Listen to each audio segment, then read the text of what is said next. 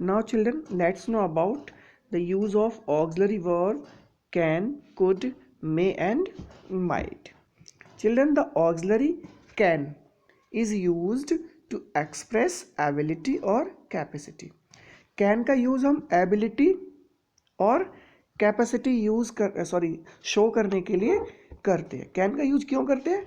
हम एबिलिटी और capacity show करने के लिए करते हैं. Okay. Its past equivalent is could. इसका पास्ट में इक्विवेलेंट क्या होता है? कुड. क्या होता है?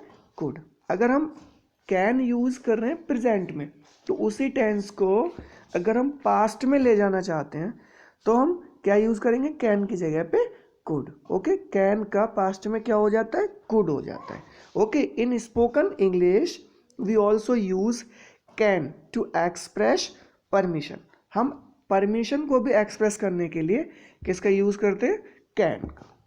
It's negative is can not. इसका जो नेगेटिव होता है चिल्ड्रन वो क्या होता है? Can not. कैन का नेगेटिव क्या होता है? Can not. और कांट. कभी कभी कैन नॉट को आपने कांट भी लिखा देखा होगा, जो कि यहाँ पे लिखा हुआ है, ये है ना बॉक्स में. ये कांट भी होता है. कैन का जो नेगेटिव फॉर्म होता है वो कैन नॉट या फिर कांट होता है. And question is can I. और अगर हमें कैन से कोई क्वेश्चन स्टार्ट करना होता है तो हम क्या यूज करते हैं? Can I. Okay children. For example you can see here in the present tense we use I can open the door. I can open the door. It's my capacity or ability. It's my ability or capacity that I can open the door. ये मेरी योग्यता है या फिर ये मेरा सामर्थ्य है, ये मेरी शक्ति है कि मैं डोर को ओपन कर सकता हूँ. I can open the door. Okay. And in the past tense this sentence will be like that. I could open the door. मैं डोर ओपन कर सका. ओके. या फिर मैं डोर ओपन कर सकता था. For example the third sentence is can you open the door please. Can you open the door please. Now here we are questioning. Okay. Can you open the door please. Now we are requesting here. Could you open the door please. This is the past form of this sentence. Okay. Next children, the auxiliary may is used to express permission. May is also used to express permission. Permission को भी हम express करने के लिए किसका use करते हैं? मे का यूज करते हैं. फॉर एग्जाम्पल मे और कैन आई कम इन. मे का भी या फिर कैन का भी यूज किया जा सकता है. May I come in. Can I come in. What in the past tense may changes into might and can changes into could. For example, you can say here might or could I come in. And the second one is may, you may, can, go now. यहाँ पे आपको सिर्फ एक use करना है, either may or can. Okay children. You may go now. You may go now. या फिर you can go now. Okay. May is used to express possibility in affirmative sentences, while can is used in interrogative and negative sentence. For example, in the present tense, he may come tomorrow. This is the affirmative sentence. And in the past tense, you know, may changes into might. He might come tomorrow. And the second one is can he be right. And this is in the past will be could he be right. And the third one is he cannot be right. And this sentence in the past tense will be he could not be right. Children, now let's know about shall, should, will, would.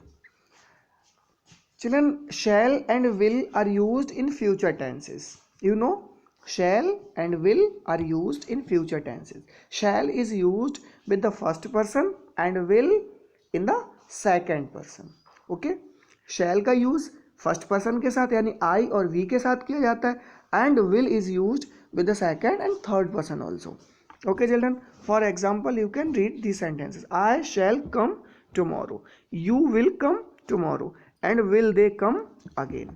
Children, you know, we use shall, हम shall का क्या इस्तेमाल करते हैं in the second and third person to express commands, permission, promises और threats. हम कभी कभी क्या करते हैं, शैल का यूज करते हैं किसके साथ, सेकेंड और थर्ड पर्सन के साथ। वैसे फर्स्ट पर्सन के साथ यूज होता है, generally we use shall with the first person, but many times we use shall with the second or third person. When we use shall with the third or second person, we use to express commands, promises और threats. हम commands को, promises को और threats को, है ना, धमकियों को या फिर command को या फिर promise को, वादे को, है ना, एक्सप्रेस करने के लिए, है ना, किसका यूज करते हैं, शैल का, सेकंड और थर्ड पर्सन के साथ। जनरली शैल का यूज फर्स्ट पर्सन के साथ होता है। Okay children, for example you shall not enter the class, हम क्या दे रहे हैं, कमांड दे रहे हैं, आप क्लास में एंटर नहीं कर सकते, है ना, तो किसका यूज करेंगे, you shall not enter. Okay, they shall have a holiday, उन्हें क्या मिलेगी, हॉलीडे। ये प्रॉमिस कर रहे हैं, क्या कर रहे हैं, हम प्रॉमिस कर रहे हैं। तो प्रॉमिस करने के लिए भी हम थर्ड पर्सन के साथ शैल का यूज कर सकते हैं। जनरली दे के साथ हम विल का यूज करते हैं, किसका, विल का। वट, कभी हम अगर कमांड्स को या प्रॉमिस को या थ्रेट्स को एक्सप्रेस कर रहे हैं तो हम फिर दे के साथ शैल का यूज करेंगे। Okay children, for example the third is you shall be dismissed, क्या दे रहे हैं हम, थ्रेट दे रहे हैं, किसी को धमकी दे रहे हैं, ओके, कि हम आपको क्या कर देंगे, डिसमिस कर देंगे। तो you shall be dismissed, generally you के साथ विल का यूज होता है, आपने भी यूज किया होगा यू विल, बट आप यहाँ पे देख रहे हैं यू के साथ किसका यूज हो रहा है, शैल का। शैल का यूज यू के साथ तब करते हैं जब हमें कोई कमांड एक्सप्रेस करनी हो, कोई प्रॉमिस एक्सप्रेस करना हो या फिर कोई थ्रेट एक्सप्रेस करना हो। When we ask the will, okay, wish या suggestion etcetera of a person, shall is used in the second and third person. हमें किसी का कोई विल पूछना हो, है ना, विश पूछनी हो, किसी की इच्छा पूछनी हो, किसी का सजेशन पूछना हो, तो भी हम शैल का यूज कर सकते हैं, किसके साथ, सेकेंड और थर्ड पर्सन के साथ। जैसे शैल आई हेल्प यू, है ना, shall I help you, which of these two shall I take now. Next, will is used in a request or in an invitation. will का यूज हम request के लिए और इनविटेशन के लिए भी करते हैं। For example, will you come with me, will you lend me your pen. Next, should and would are past equivalent of shall and will. आपको पता ही है पास्ट क्या हो जाता है, विल का वुड हो जाता है और शैल का शुड या फिर वुड हो जाता है। ये सिर्फ इनका पास्ट फॉर्म है। विल और शैल का पास्ट फॉर्म क्या होता है, शुड या फिर would. Okay children, next, should and would are past equivalent, है ना, क्या होते हैं, पास्ट इक्विवेलेंट होते हैं। नेक्स्ट, एक रूल और है, इसको आपको ध्यान से पढ़ना। Should is used with all persons and expresses obligation और ड्यूटी। शुड कभी कभी सारे सब्जेक्ट के साथ यूज कर सकते हैं, हम सभी के साथ यूज कर सकते हैं, सारे पर्सन्स के साथ, फर्स्ट पर्सन, सेकंड पर्सन और थर्ड पर्सन्स। हम तीनों पर्सन्स के साथ में शुड का यूज करते हैं। कब यूज करते हैं, कोई ऑब्लाइजेशन या फिर कोई ड्यूटी शो करने के लिए।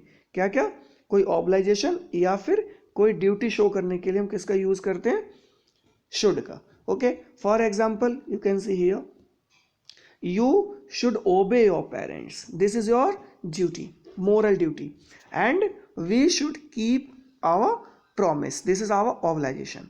Okay, now let's know about must and out. Children, must is used to express necessity or obligation. हम must का यूज कब करते हैं, जब कोई हमें necessity express करनी हो। necessity means क्या होता है चिल्ड्रन, नेसेसिटी मीन्स होता है जो हमें काम बहुत ज़्यादा आवश्यक हो करना, अनिवार्य हो। कैसा हो, अनिवार्य हो, तो उसके साथ हम मस्ट का यूज़ करते हैं। ओके, जिस काम को आप छोड़ नहीं सकते, करने से आप मना नहीं कर सकते, उस काम के साथ हम, उस वर्क के साथ, उस वर्ब के साथ हम किसका यूज़ करते हैं, मस्ट का यूज़ करते हैं। Okay, must is used to express necessity और obligation. For example you can see here, first is you must work hard to pass okay, this is our necessity, ये हमारी अनिवार्यता है कि अगर हम पास होना चाहते हैं, है ना, यू मस्ट वर्क, अगर आप पास होना चाहते हैं तो क्या करना पड़ेगा, यू मस्ट वर्क हार्ड, आपको कठिन परिश्रम करना ही पड़ेगा, ओके, टू पास होने के लिए। Next, we must obey the law, ये हमारा ऑब्लाइजेशन है, हम इससे भाग नहीं सकते, हमें ये चीज करनी ही करनी है। We must obey the law, हमें लॉ को मानना ही है, हमें कानून को मानना ही पड़ेगा, है ना। You must obey the law, आपको लॉ का ओबे करना ही चाहिए एंड लॉ को मानना ही चाहिए, ठीक है ना, कानून को मानना ही चाहिए। Next is out is used to express desirability, okay, desirability. Next is out is used to express desirability. Children, ये आउट क्या होता है, यहाँ पे आप एक एग्जाम्पल पढ़ लीजिए पहले। You ought to love your parents, we ought to help the poor. यहाँ पे हम कभी कभी शुड का यूज भी कर देते हैं, यहाँ पे क्या कर देते हैं, शुड का यूज भी कर देते हैं, लेकिन डिजायरेबिलिटी शो करने के लिए शुड यूज नहीं करते, हम शुड की जगह पे किसका यूज करते हैं, आउट टू का यूज करते हैं। Children, I think you have understood all about this. Next, let's know about used to और नीड और डेयर।